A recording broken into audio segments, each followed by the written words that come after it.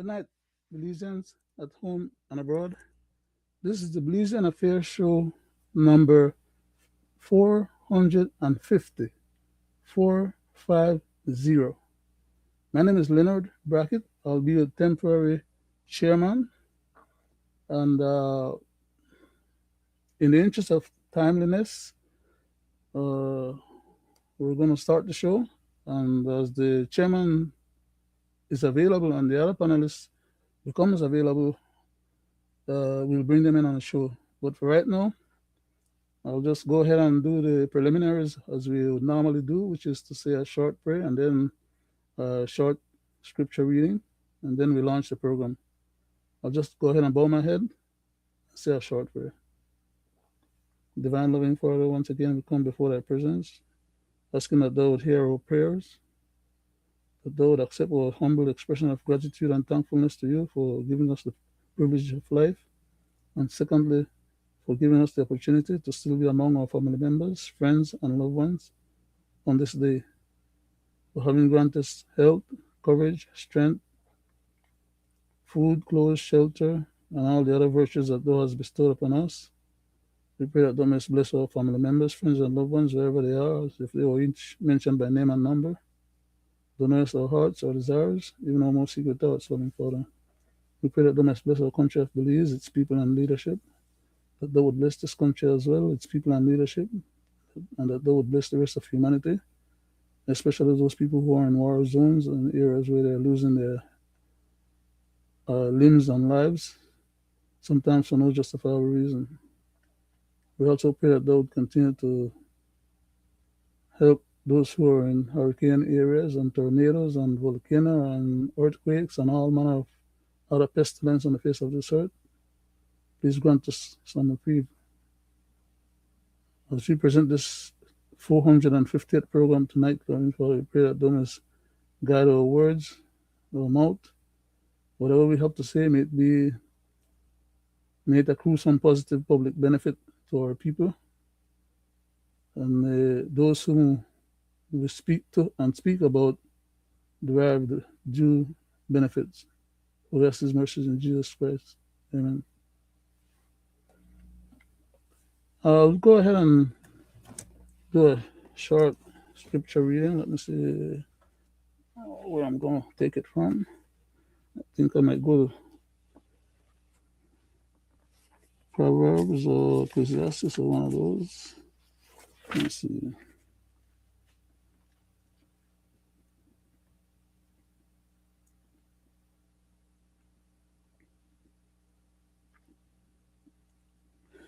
I'll read Proverbs chapter 6, and I'll start at verse 1, and it reads as follows. My son, if thou be surety for thy friends, if thou hast stricken thy hands with a stranger, thou art snared with the words of thy mouth, thou art taken with the word of thy mouth. Do this now, my son, and deliver thyself when thou art come unto the hand of thy friend. Go humble there thyself, and make sure thy friend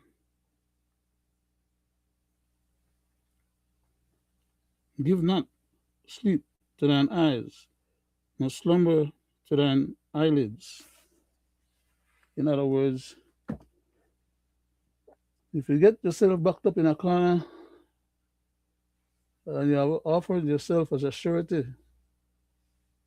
for whatever the purpose or circumstance may be, the fact that you offer yourself as a surety means that you got to fulfill the obligation of being a surety. And to be a surety, the person to whom that assurance is given must be satisfied or feel satisfied that your surety or your bond or your words or whatever you had put up as a collateral for a surety is bona fide enough That's tonight's reading. We have done our prayer, we have done our reading, and I'll just like to, I don't see any for other panelists as yet. And so I'll just proceed.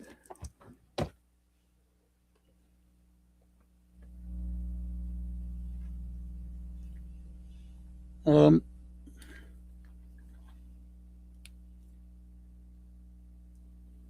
I had the occasion earlier today to read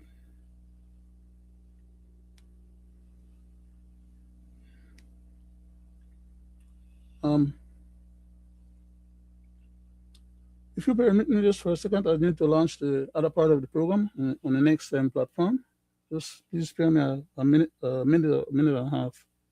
Just want to push a few buttons here, and then so or other listeners can have the opportunity to hear what we have to offer as well. Let me see, where is this? Okay, yep. Let's see, okay. Edit post.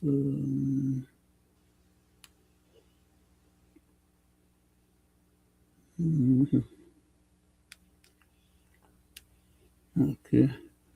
I'm gonna have to leave the rest of that for sometime later. I'll catch up with that.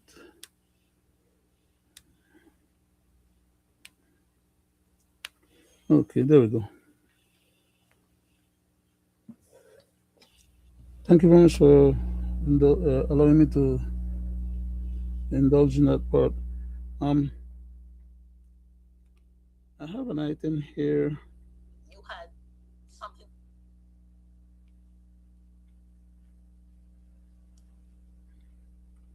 Okay. Uh, this article was posted about 3 hours ago by Hot Off the Press.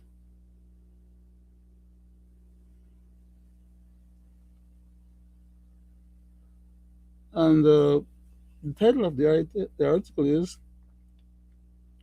"Why is no one talking about this?" And the "this" that is being referred to is not just a one statement issue, it's a combination of issues that end up becoming what the person is trying to refer to in the article. Like I said, the article came from Hot Off the Press in Belize. And it goes on to say 73 million to buy shares in a company which is BEL, a government owned entity.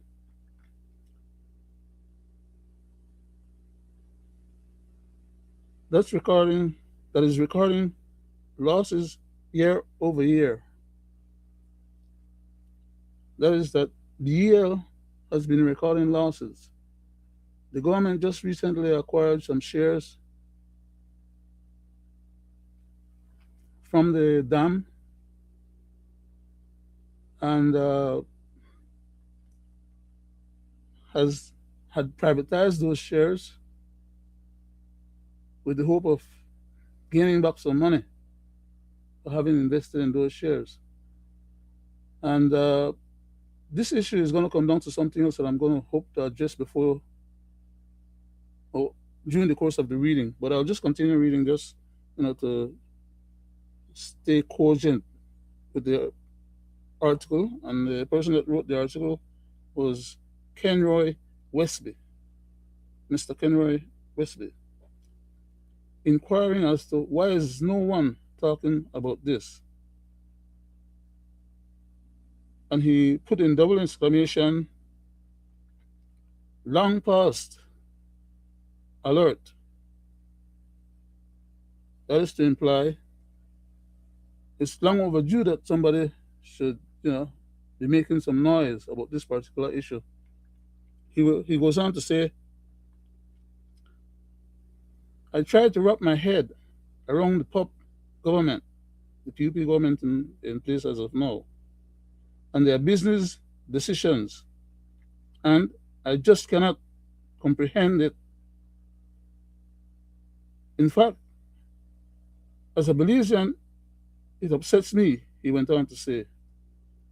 Why is no one talking about the poor business decisions being made by the PUP government with this move? That is to say, went to the house to get some money to buy some additional shares in BEL. And this is where I'm going to come in and explain to you quickly before I continue the reading of the article. A tragic undertaking by our government, because the undertaking of buying those shares, because BEL has been losing money, they're buying those shares so BEL can have some money to be able to declare a profit and be able to give out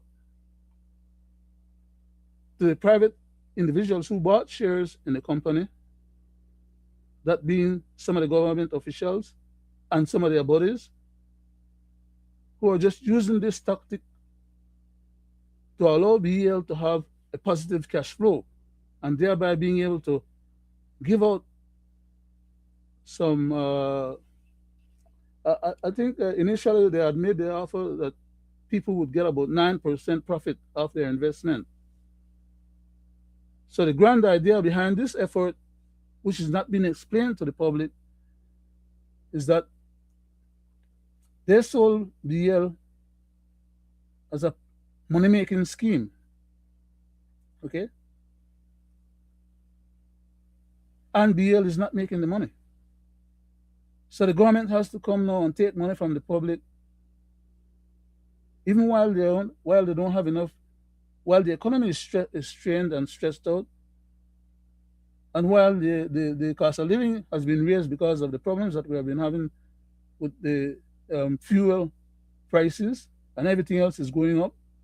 They're coming now and still trying to get another 78. What is it, 70?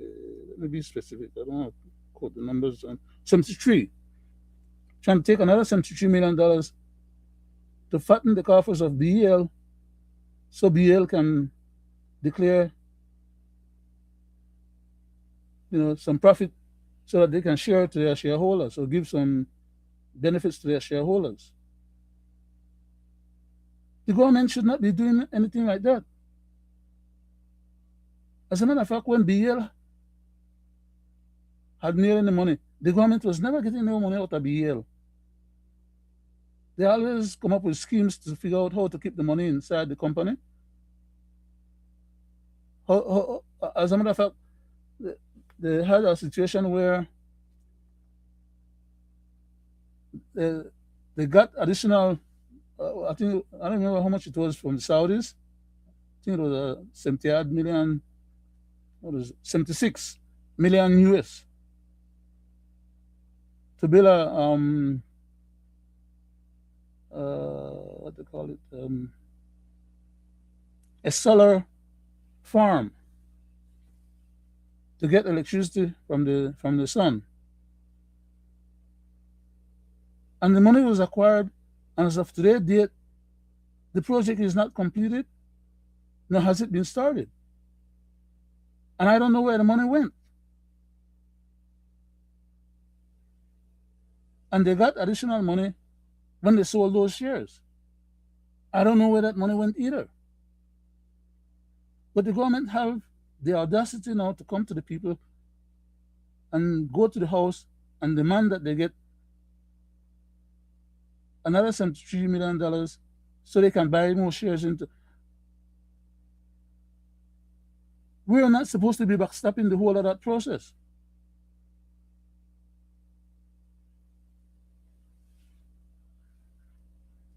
Let me just go ahead and read what the gentleman wrote. The gentleman went on to write in this next paragraph by saying, yesterday, the PUP government announced that they will be investing $73 million to purchase shares from BEL, the same BEL who recently requested rate increases to cover massive losses experienced in 2024 of over $9 million, and in 2025 around $18 million.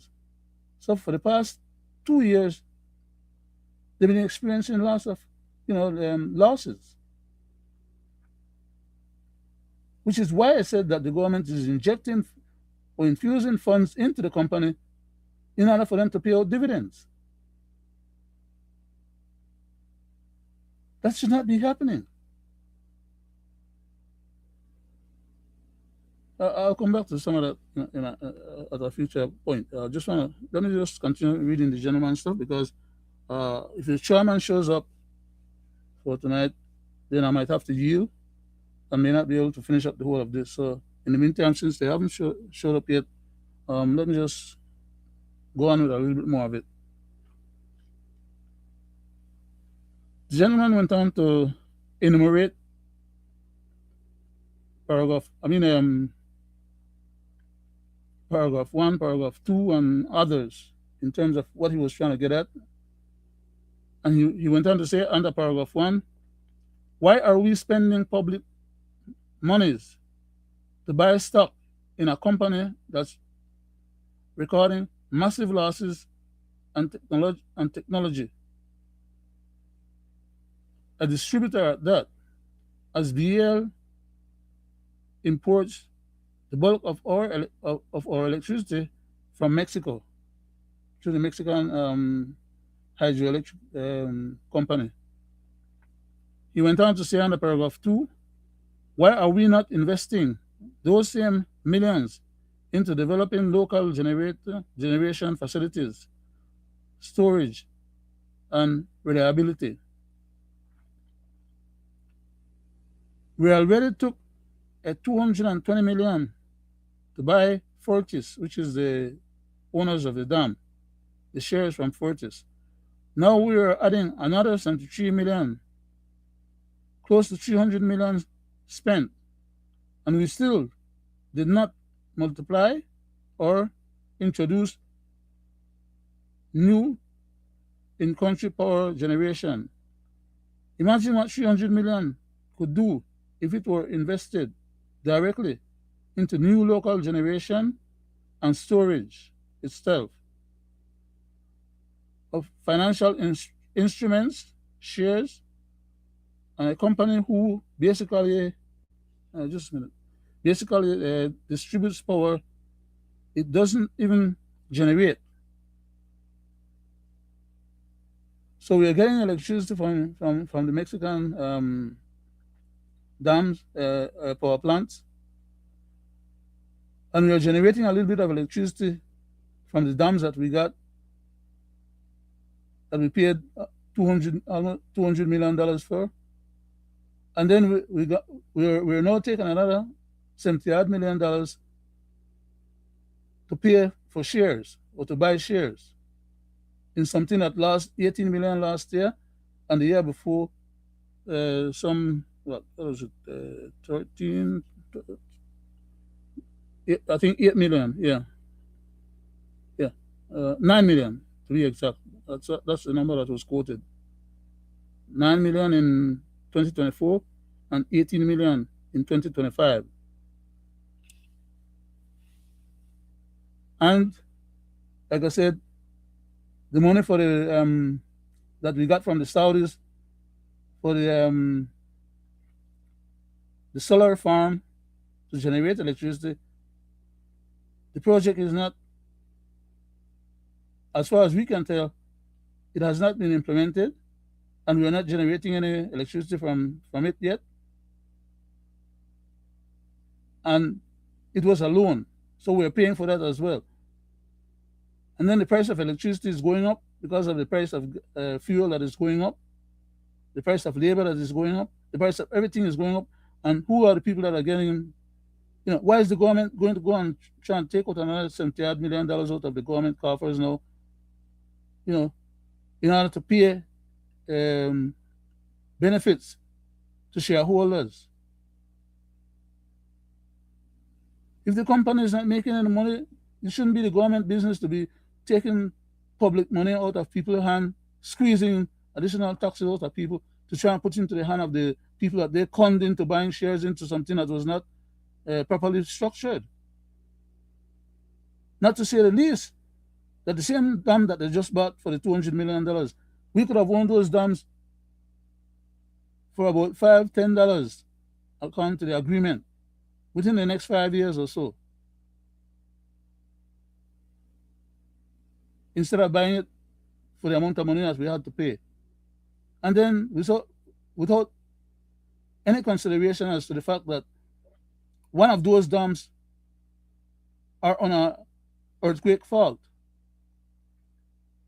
And the lake that is behind the dam is filled with silt, which means that pretty soon those machines are going to be, if they have not been under pressure because of the silt, pretty soon they will be under pressure because of the silt, which means that they will have to be shut down, and some of the water will have to be drained out, which means we're not going to get any electricity from the system. These people do not do their due diligence, and they go and make agreements and sign contracts and compromise the well-being and best interests of the country, all because of trying to facilitate other people's interests and sometimes their own. All they're doing is squeezing every dime out of the public purse and out of the public with all these ideals that they're trying to make hustles from. Let me get back into what the gentleman was writing, okay? Instead of just making personal commentary. The gentleman went on to say, this is not about politics. It's about priorities and decisions that actually benefits the public of this country. Energy security, I don't see nobody else yet, so I'm going to go ahead, keep going on. Energy security should mean Belizeans have reliable, affordable power generated here at home. Owning more of BL doesn't magically create megawatts of energy. Invest in generation, not just shares. Like I said before, the reason why they're getting this money is to pay the shareholders them some dividends. But they're not telling the public that, and they're taking us for a bunch of fools while they're hustling us. Here are the questions that everyone should ask. Question number 1, how does spending $73 million more on BL shares reduce our dependence on Mexican power? Question number 2, what concrete benefits will consumers see on their bills? Is their bills going to reduce? I doubt that, because the cost of fuel right now, which Belize uses to generate their electricity, some of their electricity, is sky high right now. So more likely than not, instead of the price for electricity coming down, it's going to go up again. That's another justification for hustling extra money out of us. I see someone trying to come in. I'm not sure who the person is yet, so I'm just trying to stay attentive, and if it's anyone that I need. The temporary chairman for tonight, the other temporary chairman for tonight should be able to bring himself in. So whenever he's ready, he can come in, and if it's one of the other guests, then I'll have to be attentive to it. I can bring them in. But let me just proceed a little further. Question number 3 was asked, and it goes like this: why are we investing in an electric company who recorded over $9 million in losses for 2024 and over $18 million in shortfall for the year of 2025, last year basically? The author went on to say, please stop making decisions that do not directly benefit the people of this country. This is not about red or blue. Belizeans are already struggling. These choices must reflect real, measurable impact. And that was the article. Let me go back up to the top and give the gentleman attribution for his article by Mr. Kenroy Wesley. And I decided was to read it as part of our program for tonight because it's a current and salient issue. And I hope that I did him justice and I didn't bungle up his writings and in my way of making the presentation and my commentary.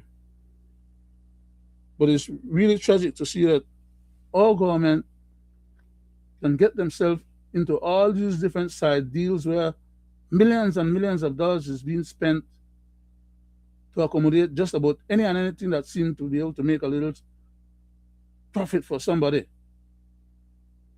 while they're squeezing the public. The country is already going through a catastrophic economic situation. The only ones that are not feeling that are the ones who are in government uh, with a secure job, and particularly those who are the ministers and the CEOs and others. Okay, yeah. Mr. Brackett is about to enter, I guess, and therefore, um, I think I'm not going to belabor this portion too much more. I'm just going to hold on for a couple of minutes more and see if the chairman is available with his topic, rather than my continuing with a topic that might not be the one the chairman is preparing for because he has his own ideas and thoughts and whatever else. I was just trying to fill in so the air didn't get lost. We didn't get. Um, but it's sad. It's really sad to see that we have people in Belize who are supposed to be capable of better, and they choose to go, to be so onerous to the public, knowing that the public is going through a lot of strain and stress because of the economic problems that we're having and the cost of living that is, getting out of control. Of course, they can't control the issue of the gas that we buy from abroad because it comes with a price and it's a world price. It's not like we have our own gas and we can process our own gas and therefore we can let the public have it as cheap as we can. We just don't fall in that category. But then because of that, these people that are running the government should be trying to run the government a little bit more efficient and more cautious and address the day-to-day needs of the population in a much better way than they are currently doing. You know. But anyhow, as I said, I see the chairman in the background. He's not ready yet to come on, but he's in the background probably loading some documents or something on because, man, it's sad. But I'll have to defer for right now and just bide the time and hope that. And for those of you who would like to read this article for yourself or check it out for yourself, I reposted it under my page as well as under um, my Facebook stories. So you can go there. You can go to the gentleman. I think it's okay. He originally posted it, I think, on the Hot Off the Press, Belize. So that's the other location where you might be able to pick up that particular. Okay. And the gentleman who wrote the article, his name is Mr. Kenroy Wesley.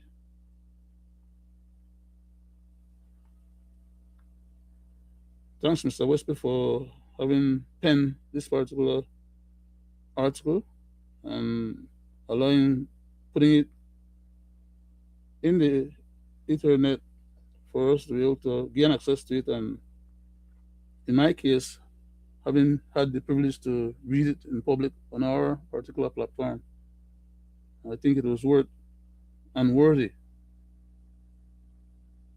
of such a effort or endeavor. I can see the chairman still in the background there, and okay,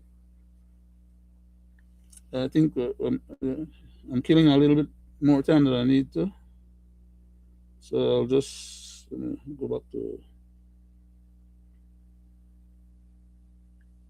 Mhm. You know what? Just I'll stay on the same topic, on the same issue. Let me just go back to.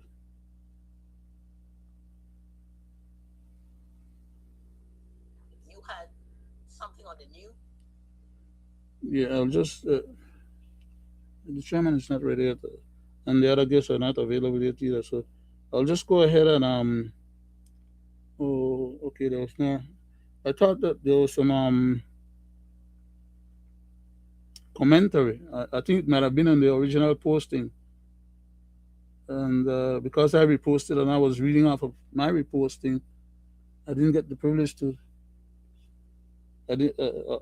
I didn't get the privilege to read some of the comments that were being made that I had seen earlier, and that's what I was hoping to go and do right now until the chairman was available. But I'm not reading from the original. Let me see if maybe I can gain access to it through another way. Let me try this one. And that's pretty much if what anything. Did Oscar Mir up today? The 10 away.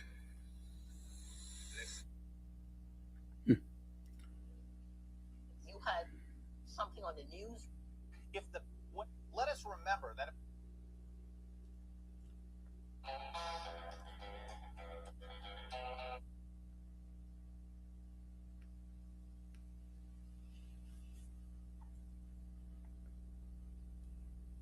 Okay. I can't access.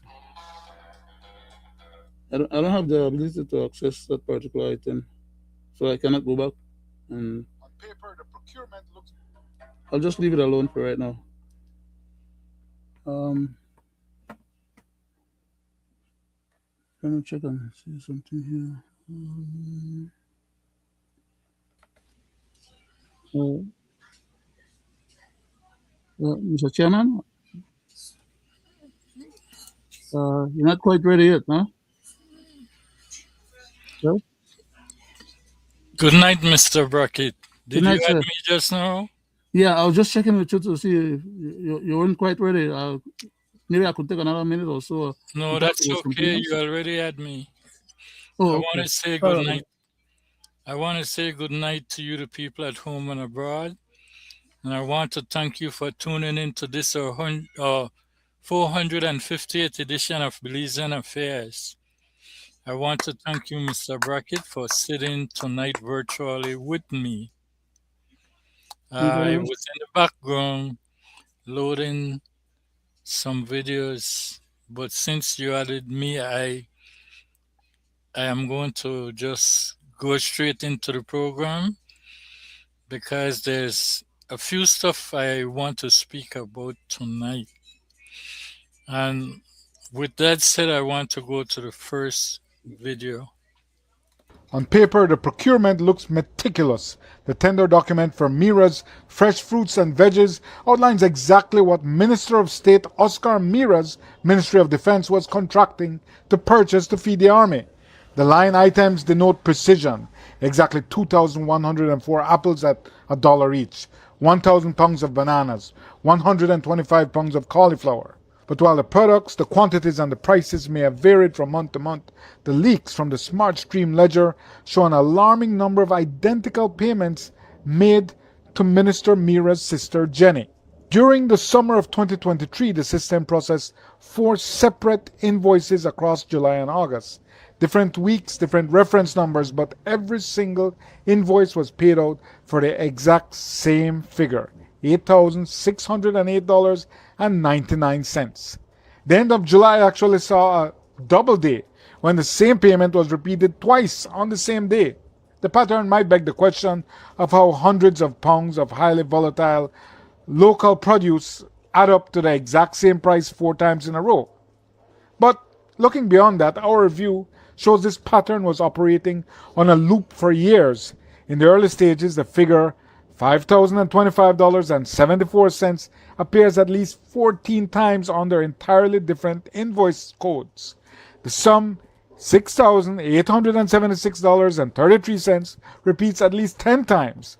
As the operation grew, the figure simply scaled up right to the brink of the $10,000 threshold, but the pattern remained. The number $9,124.06 was recycled 7 times. The amount $7,391.40 replayed 6 times. But the most glaring irregularity is those single day sprees. On May 13th, 2024, the ministry processed 8 separate payments on the exact same afternoon. Every single payment was made for precisely $461.25.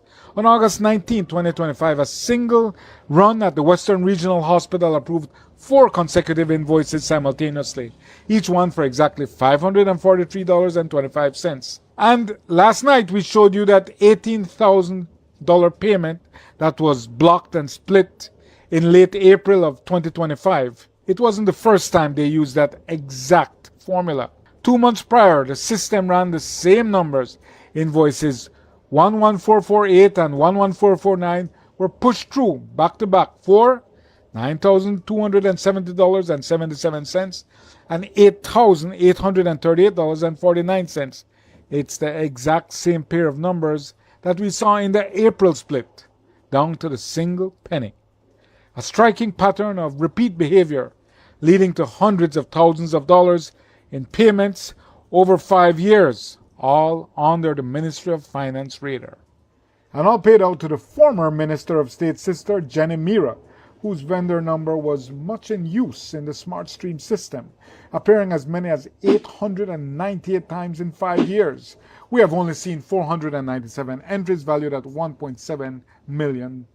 We did ask Minister Mira if the tenders were awarded based on competitive bidding, but he didn't respond to her queries.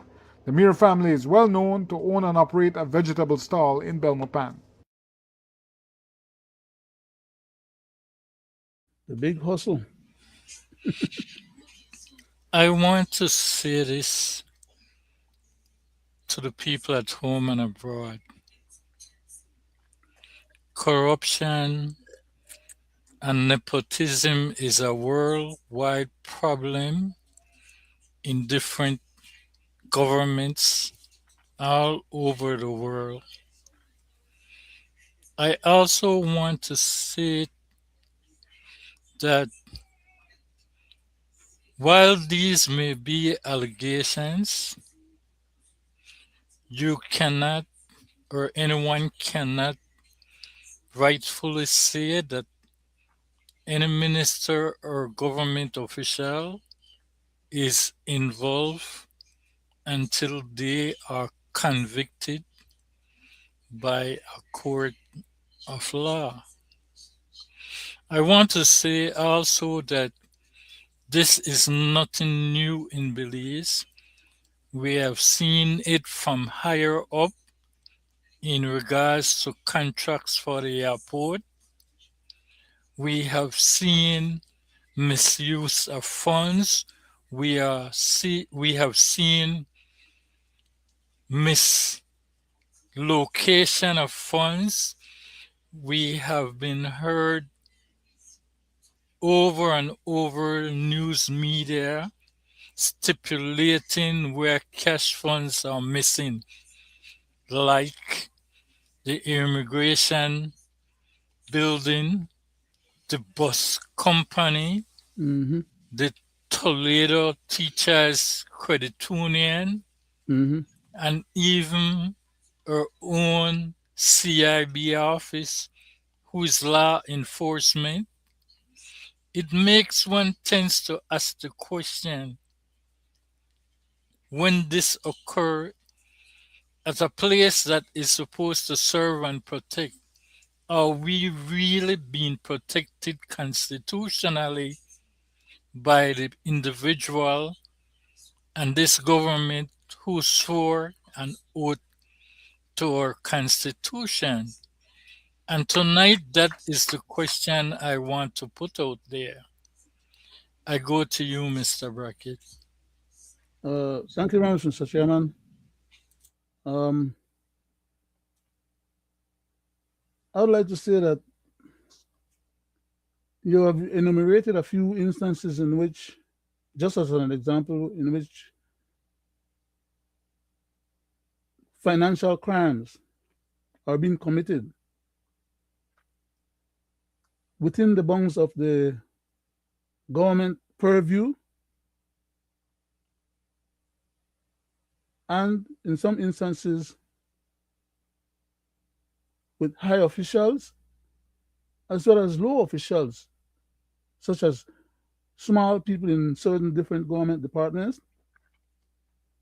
But then we could have lengthened the whole of that list that you mentioned just now quite substantively as regards to other people who work inside of the Ministry of Finance, giving out multiple contracts to different individuals, and in an onerous way. The problem is that the Prime Minister himself, when these things are brought to his attention and are being queried by the media of him, he turns around, he tries to exculpate these people, in different ways. For example, the issue of the money being embezzled at the immigration. He's saying, he's trying to paint it like, well, it's not something that happens under the Ministry of Finance because, well, of course, the Ministry of Finance is only the recipient and the disburser of the funds. That's his department.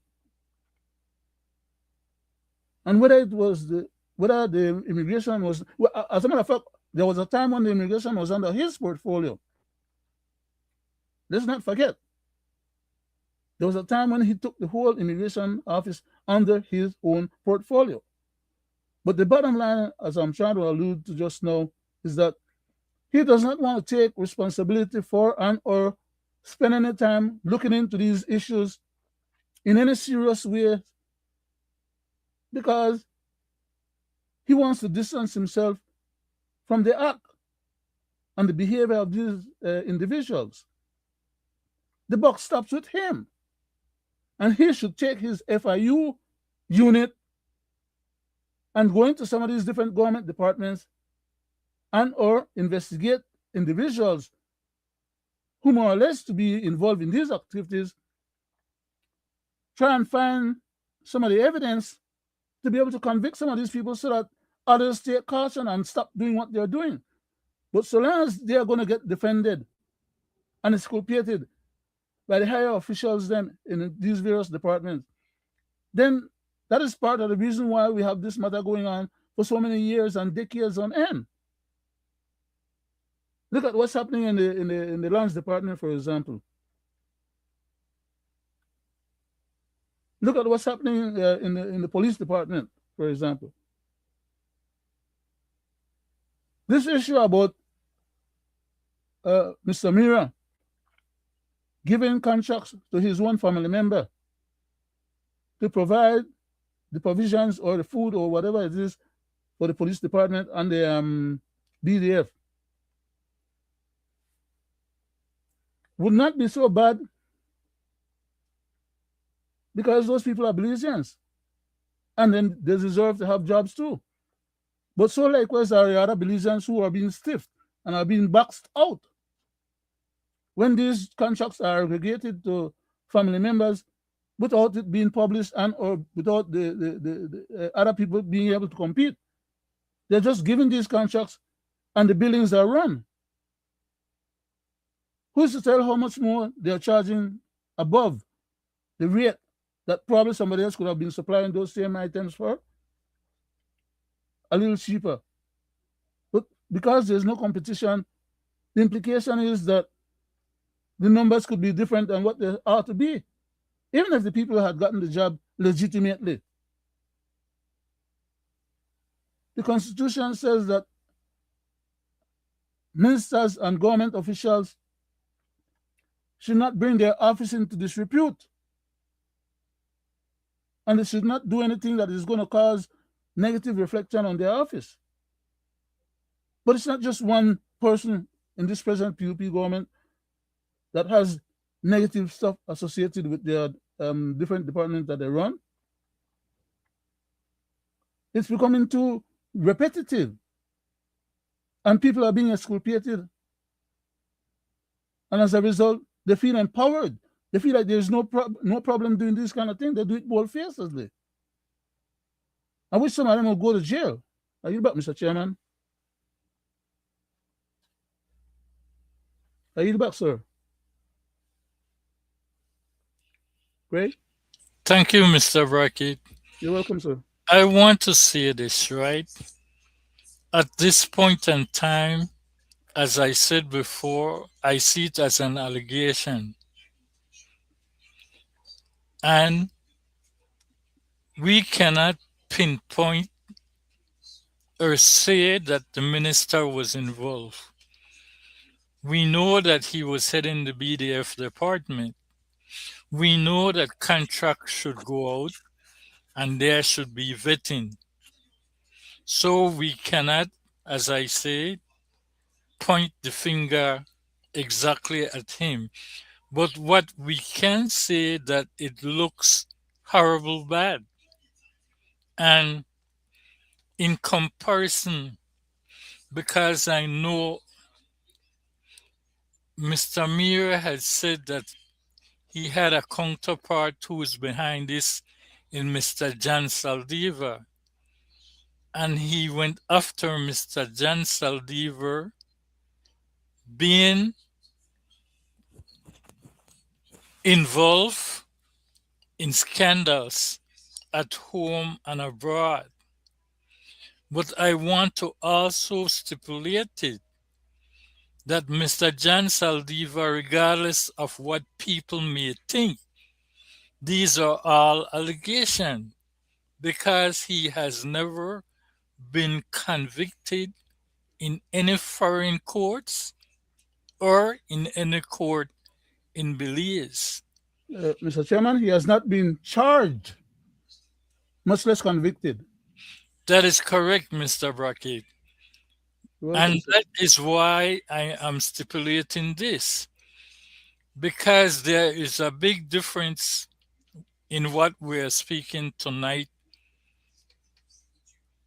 with the minister as we see these paper trails showing up.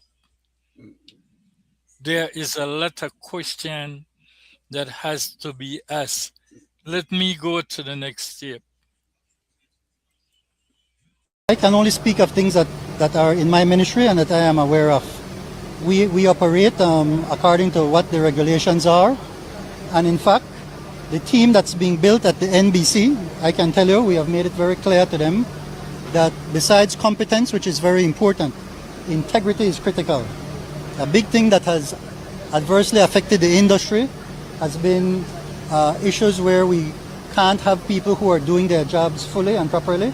And in the case of NBC, we are trying to make sure that we build our people so they can serve our customers as best as possible.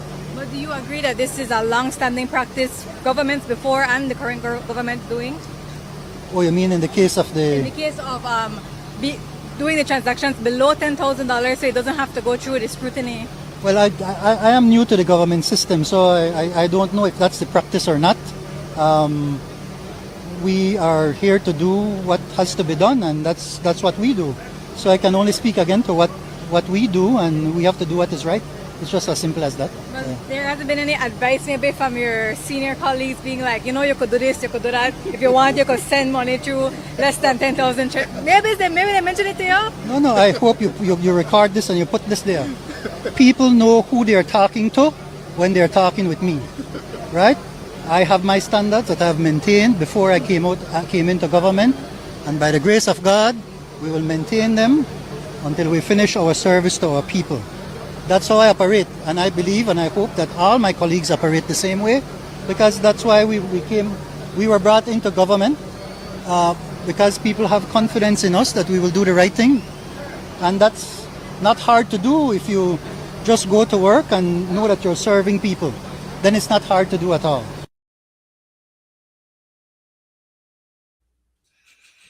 So there you have the minister of the National Bus Company making a comment.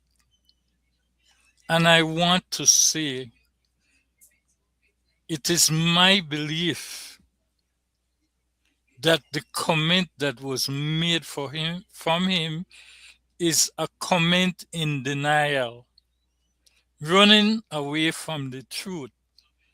Because I want to say it is a proven fact that most public, private, or private public companies that is made in Belize run into the same thing that we are now finding out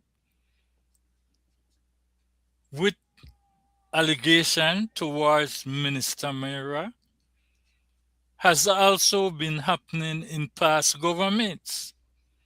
We have seen what was going to happen with the BTL takeover of SpeedNet. We have seen in many other areas. Take an example of BWS, who is a private public company who is turning off water from residential customers for less than $10. So this is why I'm stipulating this. Because whenever we speak about what is happening in Belize and public-private company or private-public, there seems to be what is called corruption and nepotism. I go to you, Mr. Brackett. Thank you very much, sir. As a matter of fact, didn't the young lady that was heading out bus company management group retire or departed her position recently, Mr. Chairman? Great, Yes, she did, sir. The young lady who resigned right? from...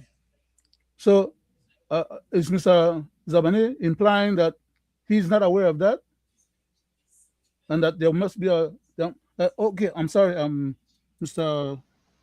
Thank you. Yeah, yeah. Good evening, gentlemen. Good evening, Good sir. evening, Mr. Morrison. Good evening. It's a pleasure to have you sitting with us virtually. Thank you, sir. Thank you very much. It's always a pleasure being here with you guys, looking at different issues.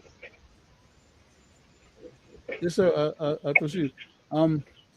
So exactly as you alluded, Mr. Chairman, it seems like Mr. Zabani is pretending amnesia and or he's dodging the question that was asked of him. I mean, not that there should be anything wrong with his approach or desire, but that if something is happening inside of your department, you just can't disclaim any knowledge or awareness of it. Otherwise, you're not owning up to your responsibility as a manager or someone who is heading up a particular department.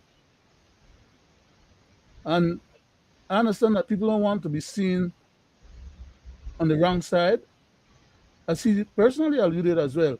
He came into the government with his character at a certain level of perception, and he'd like to be able to leave with the same perception. But if I were in his shoe, I would not have pushed as hard as I did, as hard as he did, in trying to get this bus company going the way he did, while he was favoring some people, and then turn around and the people that he did not favor and did not want to cooperate with him, he's going to use the public money to support his people alone and not the other group, because both groups of people are serving a public interest. And if the government is raising the price of the fuel while the government is subsidizing some of the people that run the national bus company, and they're not subsidizing the other group, it means then that that's an unequal treatment. That's a discriminatory conduct on the part of the government. The policies of the government should not be such that they're discriminating against any different group of individuals within the same category. Why? Because the Constitution forbids it. It says to them that they should not indulge in that type of behavior. So I yield back, sir. I yield back, Mr. Chairman. Thank you, Mr. Brackett. You're welcome, sir. Mr. Morrison, our input is Yes. about the mirror connection. As I said tonight when we opened, that so far it is an allegation and we must look at it that way. Even though he was the head of the BDF department and his sister have involvement in whatever supplies is issued to them, I want to specify again at this time, it is an allegation, but we are here disclosing the different areas in which these types of stuff has happened. Can I say something quickly, Mr. Chairman? Not to interrupt your communication with Mr. Morrison, but just I forgot to include this statement when I Go ahead, in my sir. presentation. Thank you, sir. I personally know of a number of individuals who used to supply provisions, and those contracts or the opportunity for those individuals to supply those provisions and make a living off of, the little job that they were doing has been taken away. And all that has been aggregated into a specific person or channel into a specific group only, and only they can benefit and not the other people that were there doing that before. That's not fair. That's not fair. So connections had to have been used in order to facilitate that being done in such an onerous way, because otherwise those other people would not have been kicked out and or left us on the side, without an opportunity to make a living. Are you Thank back, you, sir? Mr. Brackett. I go to you, Mr. Morrison. Yeah. Thank you very much, Mr. Chairman. It is long known that there's consistency of corruption across all parts of our government, and tendering and supplying food for the BDF and the police training school have long been part of that ecosystem of corruption. Um, we have reached the point where we need to have proper disclosure. The way it was shown that they were breaking up these contracts to hide them Deliberate. and to deliberately not bring the scrutiny and the competition that is required when you're offering such a large contract. It just shows you how rampant and how deep and deceptive our system is, how entrenched the corruption is within our system. And we saw indications of where a contract was submitted, then they realized it was too large, they pulled it back, broke it up, and resubmitted 2 days later into different parts to sort of force it through the system without the proper chain of accountability. That was illegal. Yeah, we, Outright we, illegal. we need to make sure that there are people in position to address these things. And that is where we have the omnibusman, where we have people that could bring complaint that were competing and found that their position was not working because this uncompetitive behavior. Now the government is saying that the omnibusman position will be superseded by a different position of a person that needs to be an attorney, that would need to be the head of um, Human Rights Watch. They're just. Let me finish, sir. No, no, They're just. I was going to agree with you to say No, that I know, it but I is. want to finish Oh, the oh, thought. okay, Yeah, okay. I'm yeah, sorry. yeah. The government is breaking up these the government is we're making all these assumptions and all these changes to our system by corrupting the entire process of how we should be doing business, and that is part of the problem we have, and it is messing up the entire governance of our country. The way the prime minister presents that issue on the omnibusman, why they haven't filled the position, is just another point of how it shows that they're corrupting our entire democratic system in every way possible. So we need, as people, to hold these people accountable. The Constitution specifically tells us about an omnibusman. He can't go in the middle of things and change that position to something else at this point without making that constitutional reform that's needed to remove that position from our constitution. So that he has all these That was the wonderful. point I was going to. That was the Yeah, point I yeah. was going to try and bring I forward. No, go ahead. understand, but I'm let me sorry about finish that. my thought, I'm sorry. Mr. Brackett. Yes, sir. Um, so he can't just go about and make these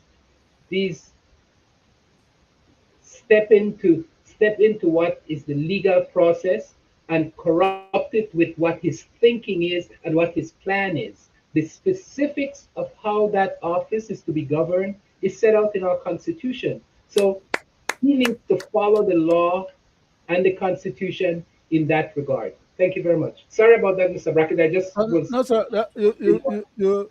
You dealt with the point quite succinctly and exactly as I was going to point out. No, just to add. Yeah, yeah, yeah. Thank you. Back to you, Mr. Chairman. Thank you, Mr. Morrison. Mr. Morrison, you said a mouthful, sir. How is it that the Prime Minister is speaking about a human rights office when he is one of the main violators using executive powers and not having the country run in the separation of powers over the state to do unconstitutional state of emergencies to impede investigations? And here we have him speaking about human rights office. I want to hear your input on that, Mr. Morrison. Well, that's exactly the point I was alluding to, Mr. Chairman.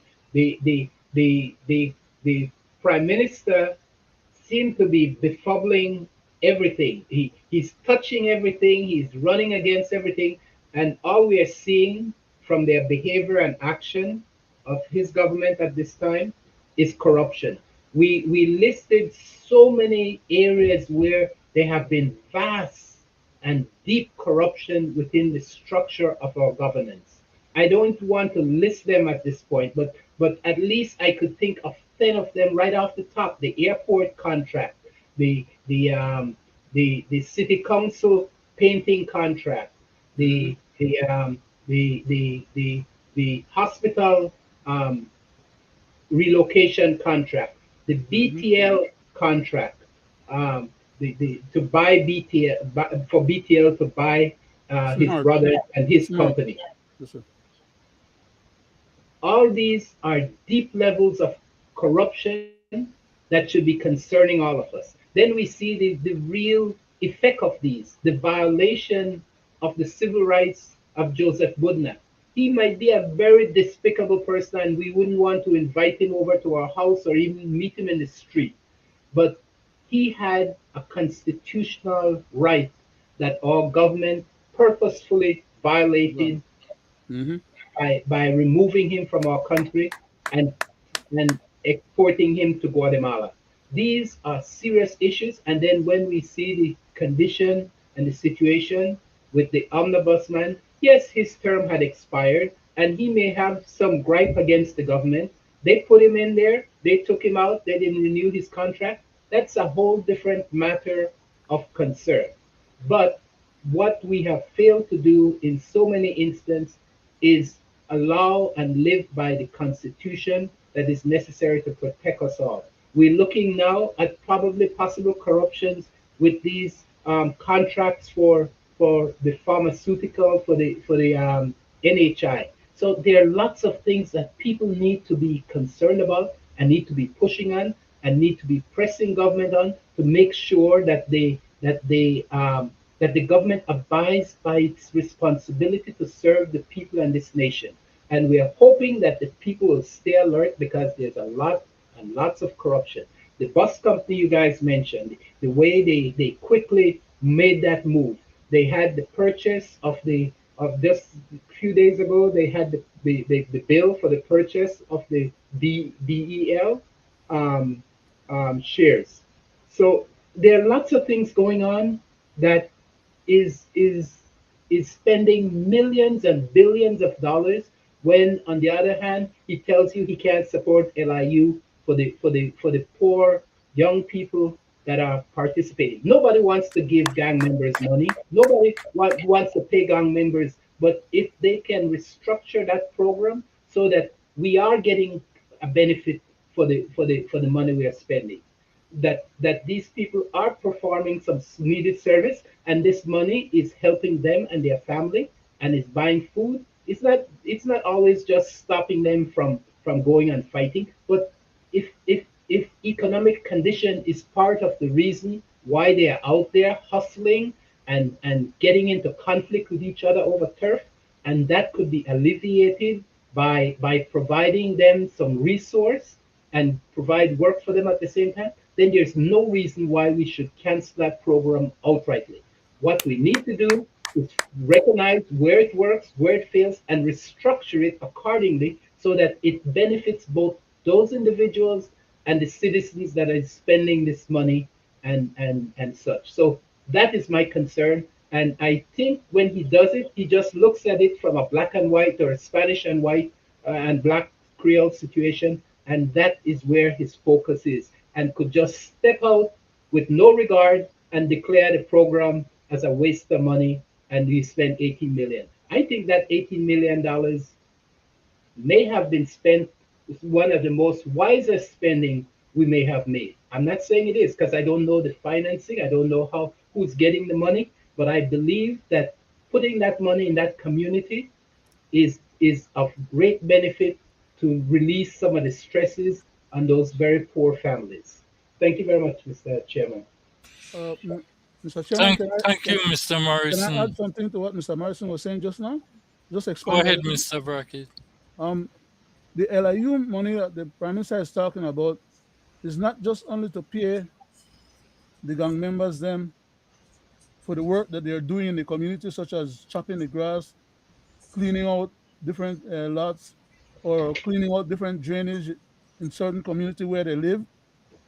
It's also to pay the people who are the head of the LIU group or organization.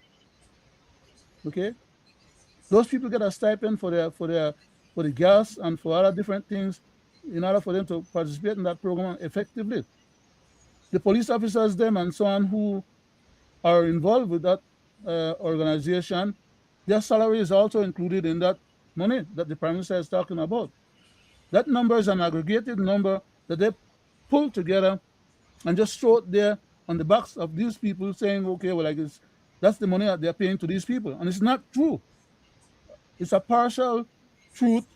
And the other half of the truth, they just leave it out there hanging, you know, and they're not telling the public the truth. It's deliberate. It's not by omission or oversight, because they have the numbers. I yield back, sir. Thank you, Mr. Brackett. You're welcome. Gentlemen, I want to go to a tape to hear what Mr. Soberanis had to say. I became a CEO in March of last year. There has never been a time where I've gone to a supplier and said, hey, I know this chair costs $20,000, but break it up into two quotations of $10,000 or of less than $10,000. I've never done that. I saw the allegation or the insinuation last night of I think it was first there was an invoice of 18,000 and then it was cancelled and it was broken back down into 9 and 9. That was before my time. I can't quite answer why that would have happened. I do know that there are thresholds within the financial system. Below $10,000 is discretionary spending within the ministries. So typically the account section of each ministry can click the button for the final payment. When they click approve, the money is deposited. After, I think from $10,000 to $50,000, it goes over to the Ministry of Finance and Treasury for further approval. And after $50,000 for a local contract, I mean, and then after $50,000, it has to go to the Contractor General for her to give her stamp of approval. I think I can only speculate. I can say firstly that it has not happened in my time.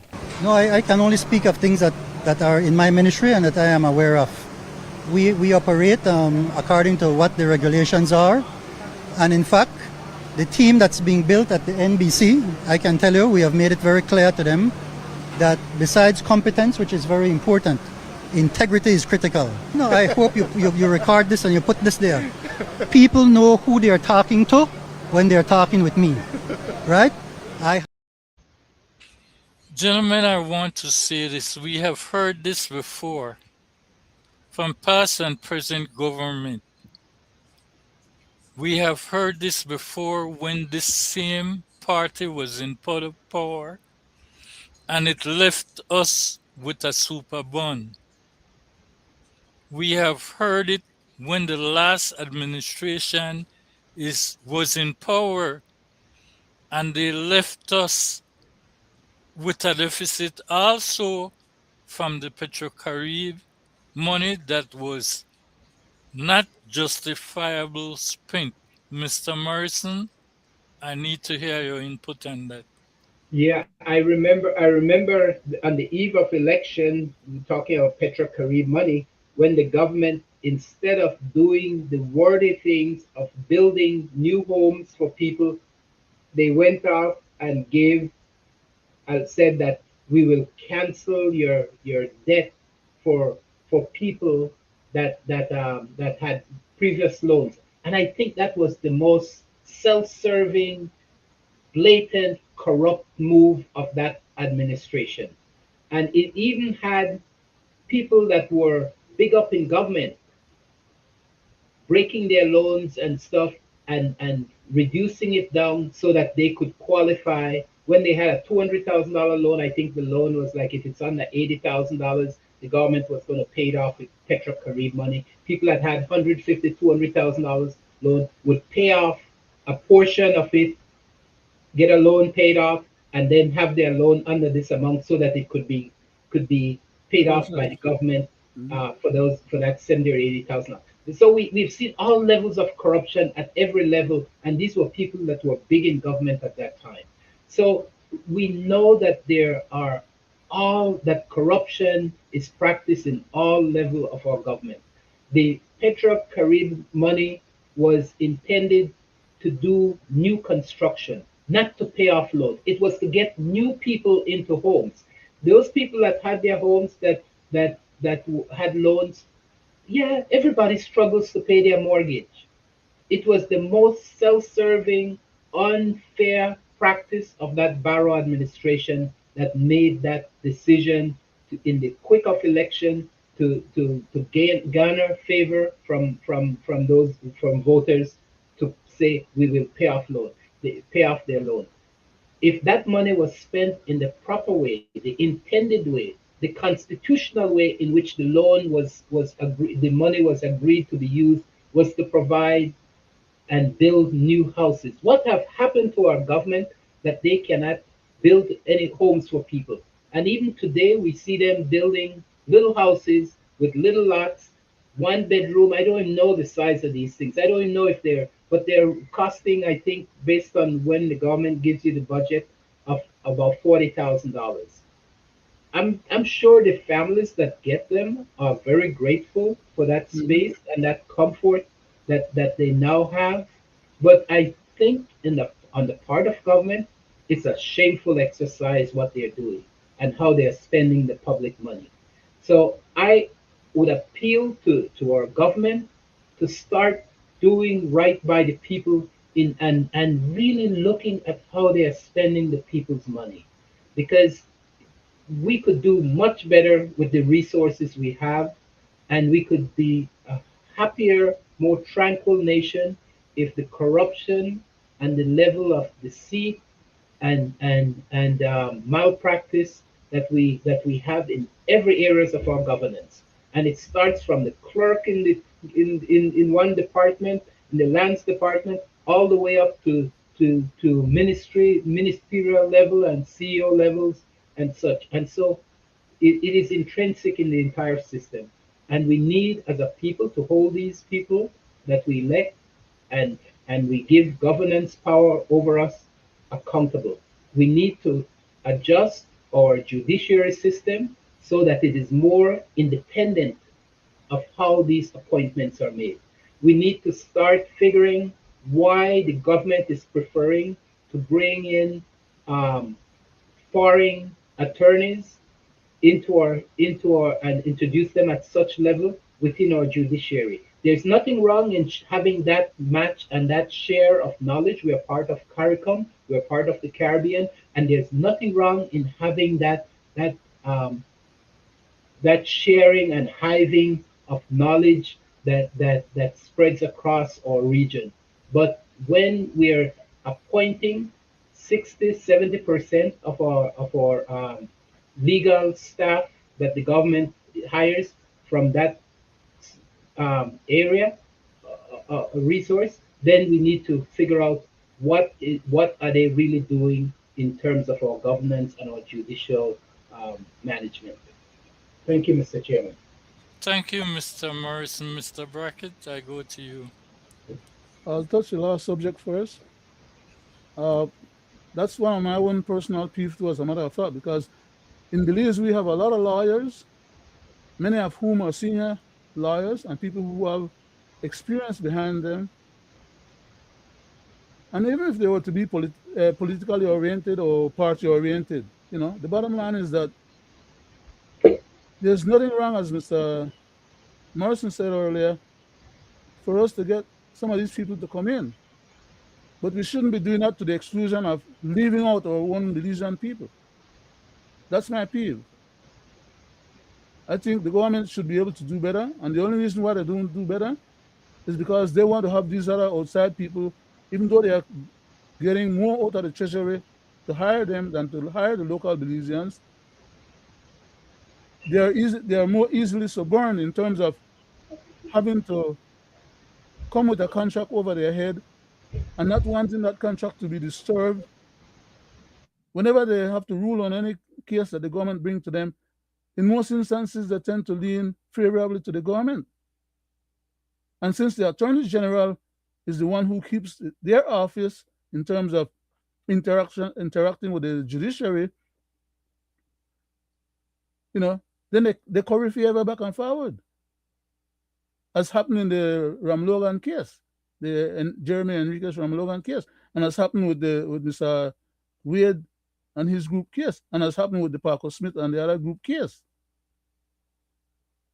And we are seeing that now happening in regards to when the case went to with Mr. Feinstein property. Okay, that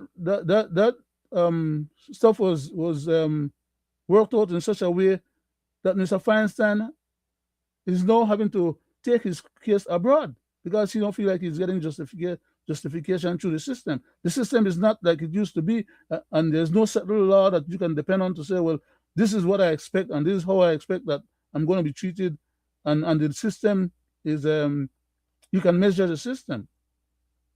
So now he is abroad trying to have his case being given better hearing, and hopefully for him to prevail.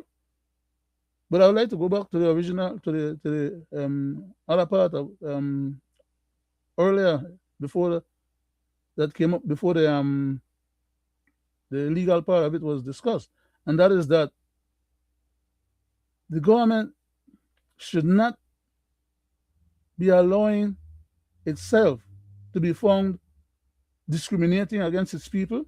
For example, in those houses that are being built, Belize has what 13 divisions, right? In the district of Belize. Toledo have 2 divisions. Stan Creek have 2 divisions. Okay, so Belize has 13 divisions. How many of those little houses had this government built for the 13 divisions in Belize district,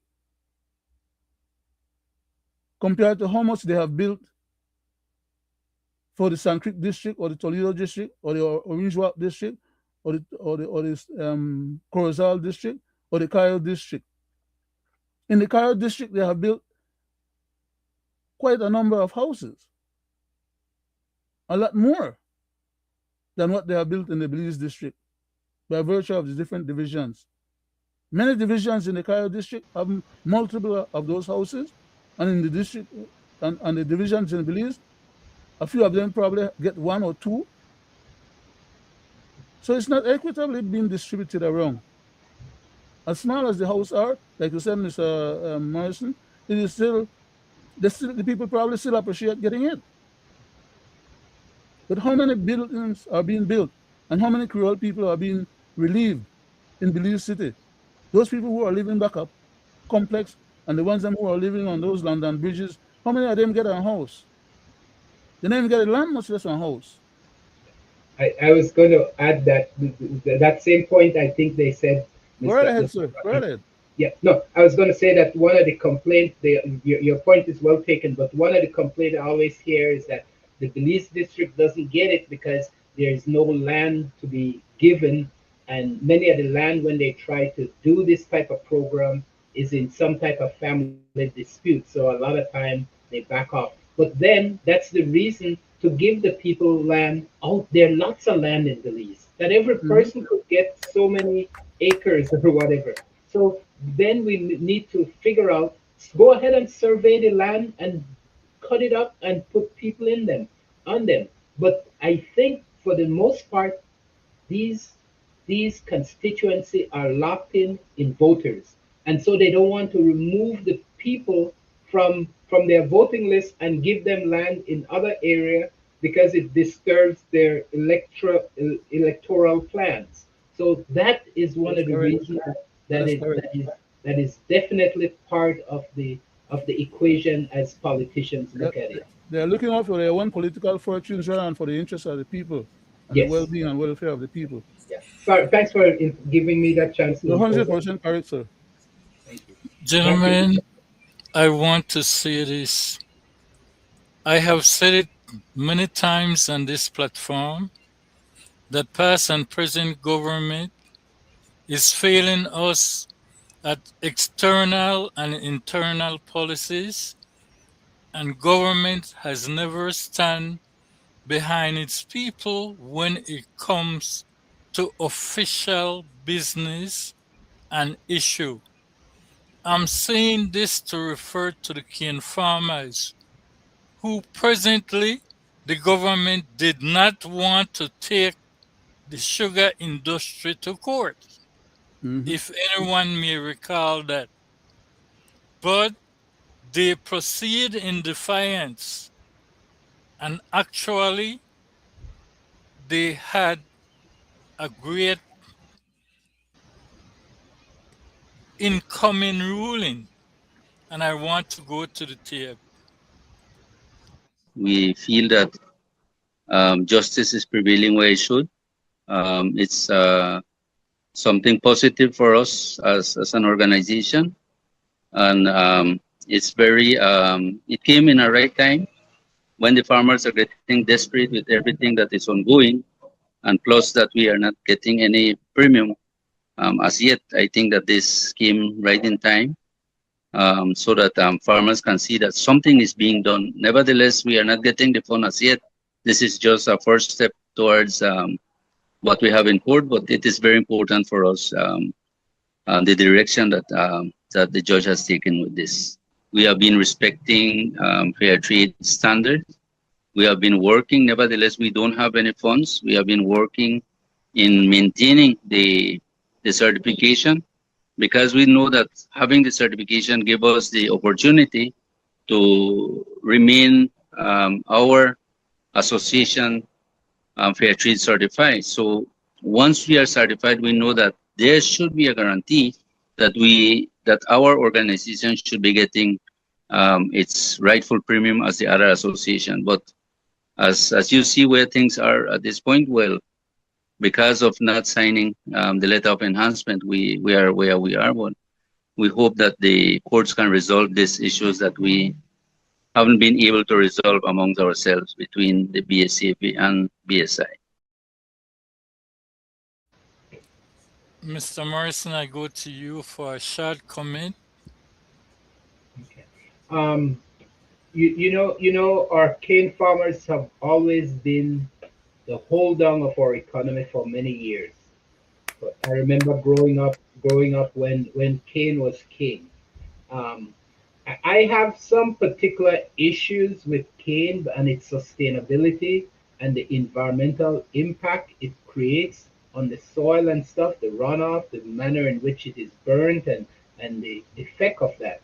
But that doesn't say that these people don't deserve to have equity and fair treatment by the government and by the BSI and such. So I don't know too much about that issue. So that's where I'm going to leave that.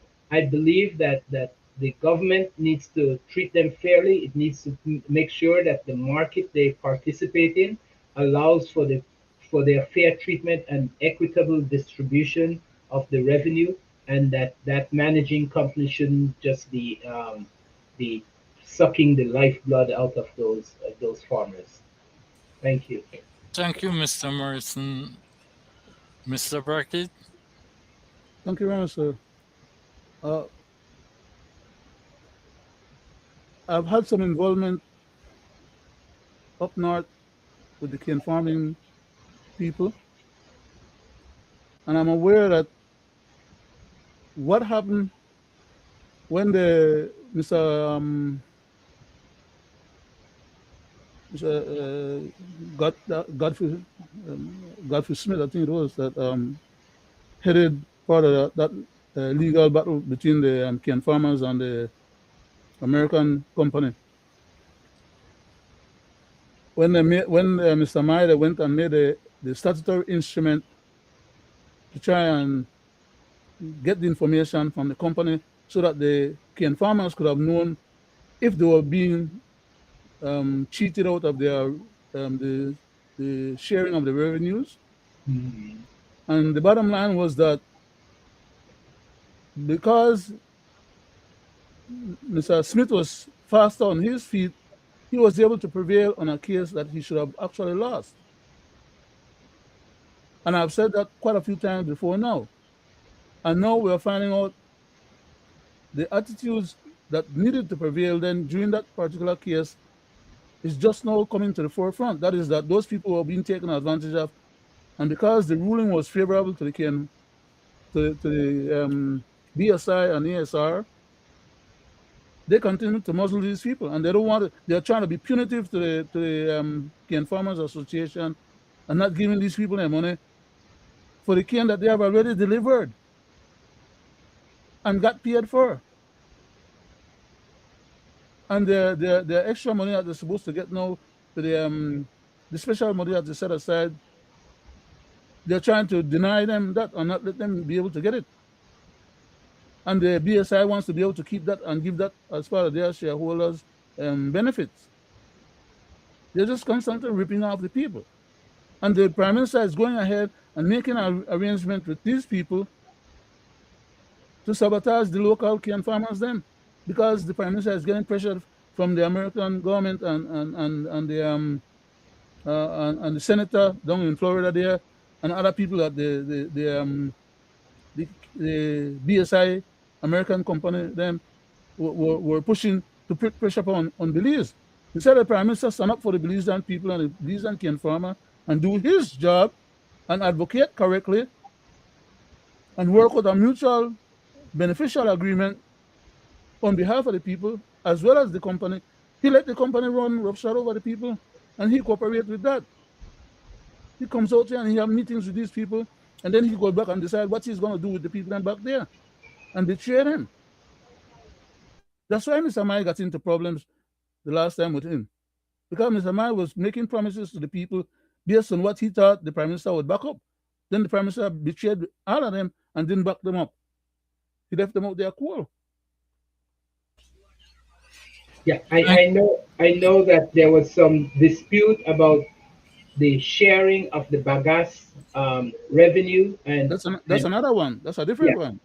yeah. So there are lots of unfolding of it that goes on, and I the truth is I don't have a vast knowledge on it. I just hear little bits and parts about it. But it seems to me that, like you said, the revenue sharing agreement of one person saying we understand this, we are entitled to this. It, on the part of our government, I think we just need to make sure that when we invite these companies in, that they truly are good citizens, because corporations are Mhm. now interpreted as good citizens. So we need to make sure that they're good citizens and that they will act fairly throughout the entire community and economy.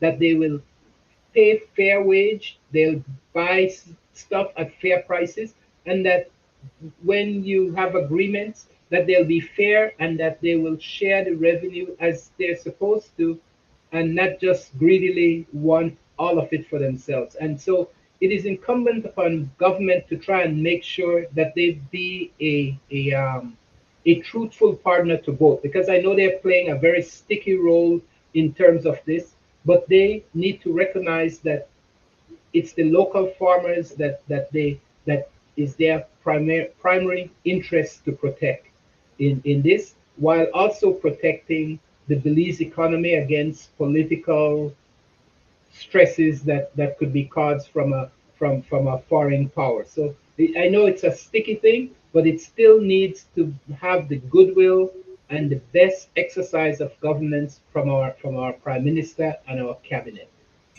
As regards to the last point that you brought up, Mr. Morrison, about the bagasse, the cane farmers are the ones who farm the cane, brings the cane to the mill for it to be milled by the millers, and then the sugar is sent abroad, sold, and when the money come back, the millers take out a certain amount of money for upkeep of the machinery and the equipment. Then they take whatever is left of the money, they divide it between the millers and the cane farmers. Then the bagasse is also part of the same product that produce the sugar.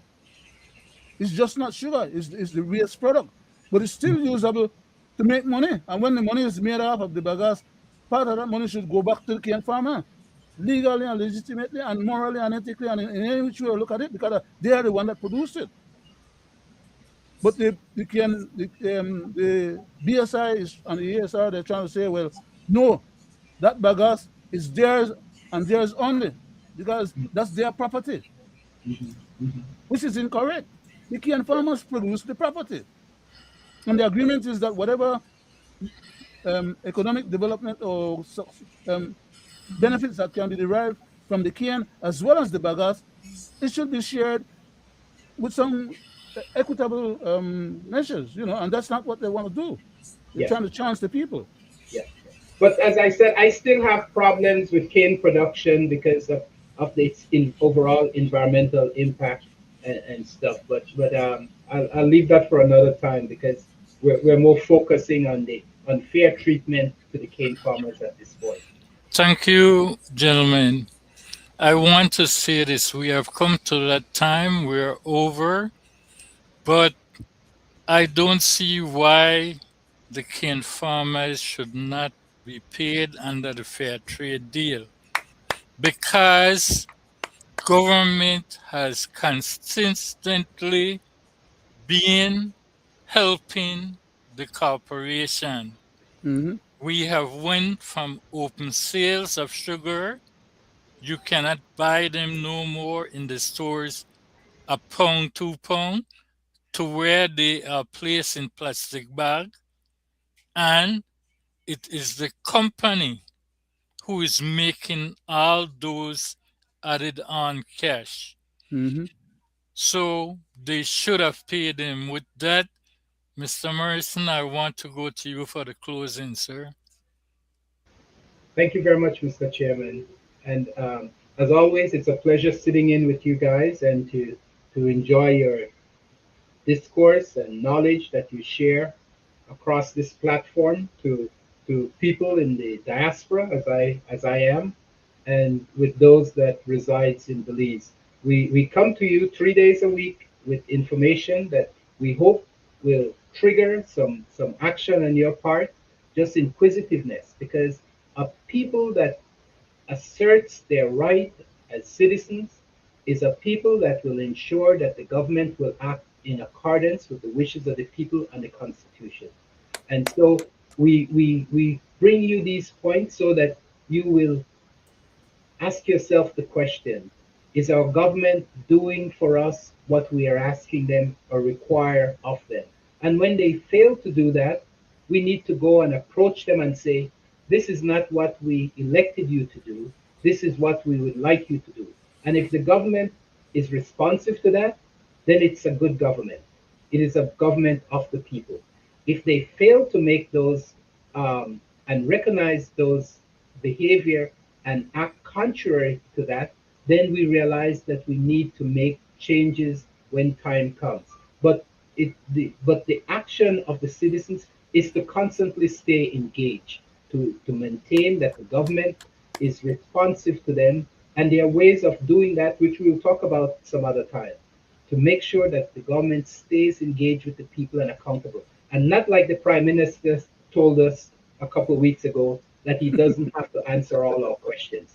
He is required to answer our questions, and if we insist and hold his feet to it, he will realize where the power really lies. So good night, and thank you very much, Mr. Chairman. Thank you, Mr. Morrison, for your closing. I want to say to you, the people at home and abroad, we here on Belizean Affairs is not blue or red. We are here to call out on past and present government when they are not doing what they're supposed to do for the people of Belize. So I want to remind you, we are not blue or red, but we want to speak about governments who does not carry out what they're supposed to do. With that, I want to say good night.